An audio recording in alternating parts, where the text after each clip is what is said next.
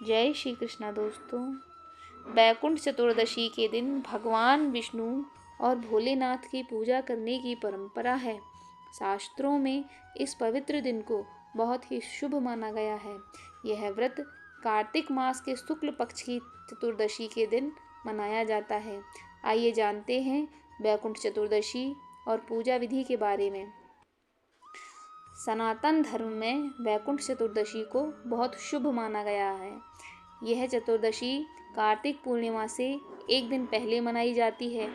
यह दिन पूरी तरह से भगवान विष्णु और भगवान भोलेनाथ की पूजा को समर्पित है और शास्त्रों में इस पवित्र दिन को बहुत खास माना गया है। वैकुंठ चतुर्दशी कार्तिक माह के शुक्ल पक्ष की चतुर्दशी के दिन मनाई जाती है। इस बार यह 25 नवंबर को मनाई जाएगी। इस दिन भगवान विष्णु की पूजा करने से साधक को उत्तम फल की प्राप्ति होती। वैकुंठ चतुर्दशी पूजा विधि। चतुर्दशी के दिन सबसे पहले स्नान करें। स्नान के बाद भगवान विष्णु और महादेव का स्मरण करें। फिर हाथ जोड़कर व्रत करने का संकल्प लें। फिर 108 कमल पुष्पों से श्री हरि विष्णु की पूजा करें। इस दिन भगवान शंकर की पूजा भी अवश्य करें। इस दिन भगवान शिव की पूजा के बिना भगवान विष्णु की पूजा अधूरी मानी जाती है। इस दिन एक आसन पर बैठकर जितनी बार संभव हो सके श्री हरि विष्णु और शिव के नाम का जप करें। विनय यो हरि पूजन तू कुर्याद रुद्रस्य चर्चाननम। पूजा के दौरान वृथा तस्य भवेत पूजा सत्यमेव रचो नमः। इस मंत्र को अवश्य दोहराएं। वैकुंठ चतुर्दशी का महत्व। वैकुंठ चतुर्दशी का सनातन धर्म में बहुत महत्व है। इस दिन भगवान शिव के साथ भगवान विष्णु की पूजा करना बहुत शुभ माना गया है।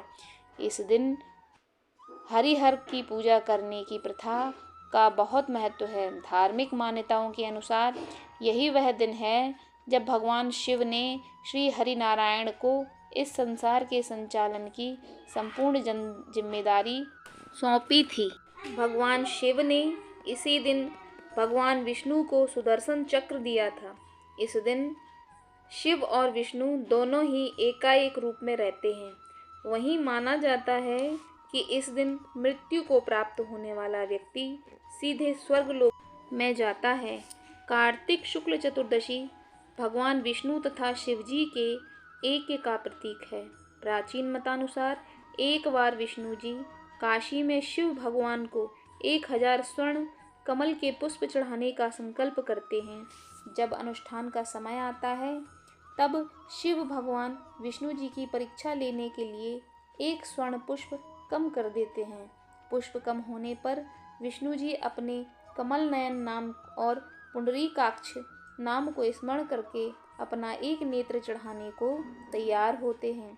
भगवान शिव उनकी यह भक्ति देखकर प्रकट होते हैं। वह भगवान शिव का हाथ पकड़ लेते हैं और कहते हैं कि तुम्हारे स्वरूप वाली कार्तिक मास की इस शुक्ल पक्ष की चतुर्दशी वैकुंठ चौदस के नाम से जानी जाएगी। भगवान शिव इस वैकुंठ चतुर्दशी को करोड़ों सूर्यों की कांति के समान वाला सुदर्शन चक्र विष्णु जी को प्रदान करते हैं। इस दिन स्वर्ग के द्वार खुले रहते हैं। पौराणिक मान्यता के अनुसार एक बार की बात है, नारद जी पृथ्वी लोक से घूमकर वैकुंठ धाम पहुँचते हैं। भगवान विष्णु उन्हें आदर पूर्वक बिठाते हैं और प्रसन्न होकर उनके आने का कारण पूछते हैं। नारद जी कहते हैं, हे प्रभु, आपने अपना नाम कृपा निधान रखा है। इससे आपके जो प्रिय भक्त हैं वही तर पाते हैं। जो सामान्य नर नारी हैं वह वंचित रह जाते हैं। इसलिए आप मुझे कोई ऐसा सरल मार्ग बताएं जिससे सामान्य भक्त भी आपकी भक्ति कर मुक्ति पा सकें। यह सुनकर विष्णु जी बोले, हे नारद, मेरी बात सुनो। कार्तिक शुक्ल पक्ष की चतुर्दशी को जो नर नारी व्रत का पालन करेंगे और श्रद्धा पूर्वक मेरी पूजा अर्चना करेंगे उनके लिए स्वर्ग के द्वार साक्षात खुले होंगे। इसके बाद विष्णु जी जय विजय को बुलाते हैं और उन्हें कार्तिक चतुर्दशी को स्वर्ग के द्वार खुला रखने का आदेश देते हैं। भगवान विष्णु कहते हैं कि इस दिन जो भक्त भी मेरा थोड़ा सा भी नाम लेकर पूजन करेगा वह वैकुंठ धाम को प्राप्त करेगा। धनेश्वर नामक एक ब्राह्मण था जो बहुत बुरे काम करता था। उसके ऊपर कई पाप थे।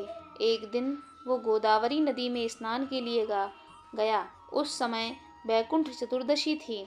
कई भक्तजन उस दिन पूजा अर्चना कर गोदावरी घाट पर आए थे। उसे भीड़ में धनेश्वर भी उन सभी के साथ था।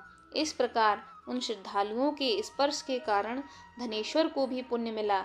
जब उसकी मृत्यु हो गई तब उसे यमराज लेकर गए और नरक में भेज दिया।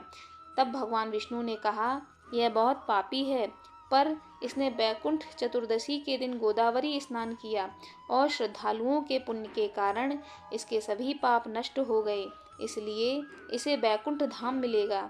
अतः धनेश्वर को बैकुंठ धाम की प्राप्ति। इस प्रकार से बैकुंठ चतुर्दशी के महत्व को और पूजा विधि तथा कथा को हमने आपको कह सुनाया है।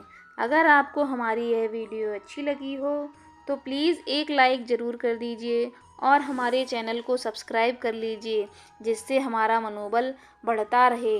धन्यवाद।